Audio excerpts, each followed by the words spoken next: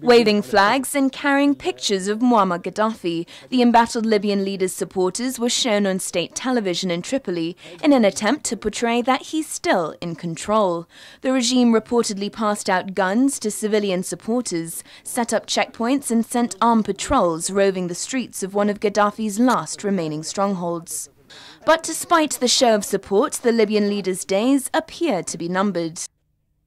On the international front, Western nations and their allies are determined to push Gaddafi out and make him pay for a brutal crackdown on protesters that has left hundreds or thousands dead, according to different estimates.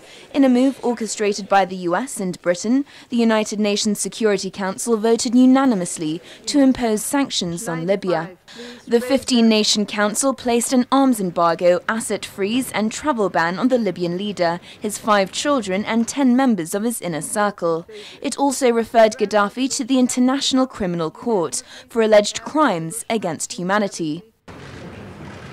It had been unclear whether China, a veto-wielding permanent member of the council, would support the vote, but Chinese ambassador Li Baodong said concerns about his country's nationals in Libya, most employed in the oil industry, had played a key role in his decision to back the resolution. The UN chief said further action may be necessary. In the days ahead, we will look for similarly decisive steps from the UN General Assembly and the international community as a whole. Today's measures are tough.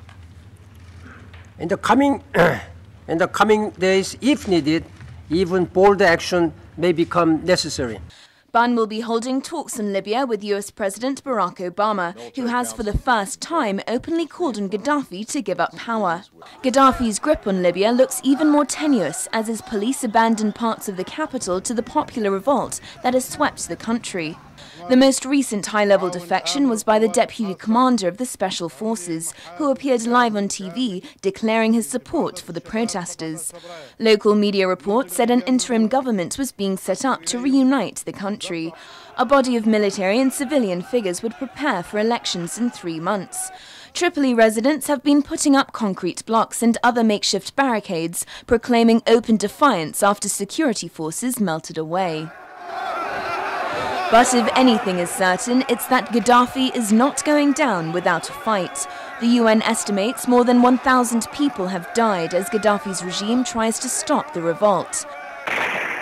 This grainy footage posted on the internet claims to show 2 Libyans being held to the ground by armed men, then shot by what a social media website said were snipers. Gaddafi's son went on live television again, denying the government had used violence, and he had a warning.